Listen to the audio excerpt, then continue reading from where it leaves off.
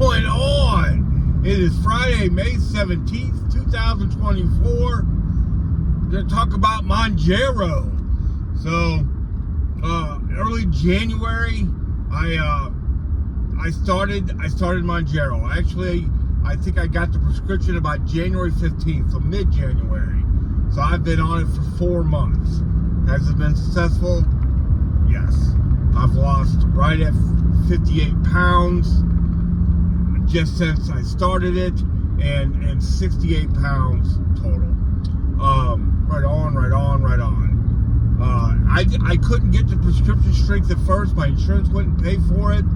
I originally was going to get on Ozempic, but most people do. Insurance said no, and then I did some investigation to all these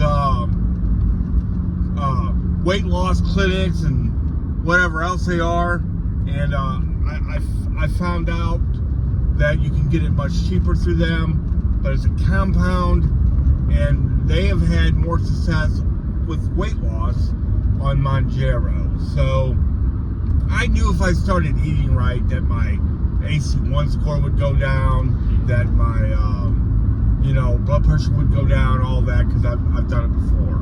I lost 120 pounds about 7 or 8 years ago on a plant-based diet. I still really believe in that, but man, that's an exact thing. That's like, there's nowhere to go. Once you go full vegan, there's nowhere to go. So this time I've been tried to be a little less perfect, tried to be like, not depend on exercise near as much, because that's the other thing. If you're like, during that time I was jogging 5 miles a day and stuff like that. Eventually something's gonna happen in your life. You're gonna have little injuries, you might have a big injury, you might lose some motivation, or you might wear out. I really think that was a big part of it. So I do exercise. I've been exercising more lately, just very recently, but most of this is just from changing the way I eat. I've totally changed that, and I did that before I took one vial of one needle full of Mounjaro compound, and now my insurance company's paying for it. It's still about the same price, about $50 a month. With if you get the compound, you gotta pay it up front, or the prescription cost me $30 the first time and $50 the second time. I'm not sure about that, but that's just what it costs. So right on.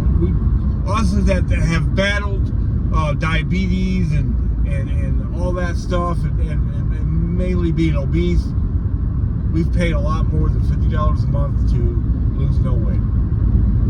So yeah, you can have that $12.50 a week. Here you go. I'm saving $12.50 a week on pizza at least. Let's just be honest. So right on. So I started losing weight right away, and like I said, it wasn't all the Mounjaro. Now, the compound was much different than the prescription, I will say that. I hardly knew I was even on the compound a lot of the time. Really no side effects, maybe just a tad of constipation. Now, the prescription strength is way more intense, especially in the beginning. The very first time I took a shot, boy, I felt immediately full. I felt bloated. I felt sick for about a day and a half. That's it. And then it was over. And then the last two shots after that, just bad headaches. Again, a day and a half. Tops. And then I just took a shot last night, and no headache today, maybe just a little bitty one. Right on. Because those headaches were something else. And with a prescription strength, you're going to have a little more constipation. I'm also on metformin, and I think those kind of counteract each other, which is good for me. Right on. So, yeah, I lost weight, started losing weight right away. I lost 30 pounds pretty quick in the first month, for sure, probably. And then in the preceding 3 months, I've lost 30 pounds, which is still 10 pounds a month, which is great. You know, we don't, you know, we'll take it. You know, I feel great. I the last 3 days in a row, I've done an hour on the elliptical. I'm gonna try to jog this weekend. I'm pretty sure. It's all about my back. You know, one thing when you're younger, you can depend on exercise a lot more. As you get older, you need to depend on what you eat, and it's really about all about what you eat. What does Mounjaro does it do? Is it an appetite suppressant? Well, yeah, I guess so. I have a pretty robust appetite. I really do. But I don't have near amount. If I start to eat, I can eat, right? What I don't have is crazy cravings. I don't have a lot of cravings at all in the afternoon and evening. Very little, which of course, us that been obese and us that have been on our way, that's the main problem we have, is that we eat at night and then eat all day, you know, and that just kills us. When I've lost a lot of weight in the past, what always starts the process of gaining it all back is craving food at night. That's where it starts, and then you just give a little bit up here and there until you give it all up. But I have very little cravings at all, and I don't have to. You know, while I've been on even the compound and the prescription, I can go 20 hours without eating, no problem. I've gone 24, 25, 26. You know, there's nothing to fast, but that's really not my goal.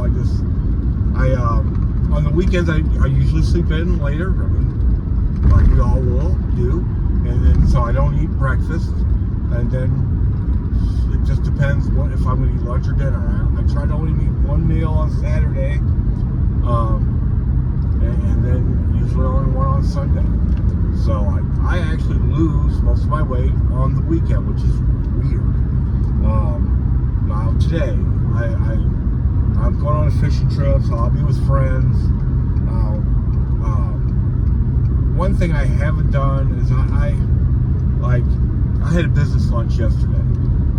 You know, I'm not going to go crazy and try to eat 100% vegan in a business setting and stuff like that. For one, it makes people uncomfortable. Two, I'm just not trying to be that perfect, right? What I did have was a spinach chicken salad. You know what I mean? Grilled chicken. So, you know, I just do the best I can in the situation I can. You know, one thing I had to do with gambling, let's just talk about that because this is all about addiction. It really, really is that I love to go to Las Vegas. I've been there 5, 6 times, 7 times, whatever it is. I don't know, a bunch of times. And I've also been on 5, 6 cruises, right? And one of the funnest parts of that for me is gambling, no doubt about it. But to make that not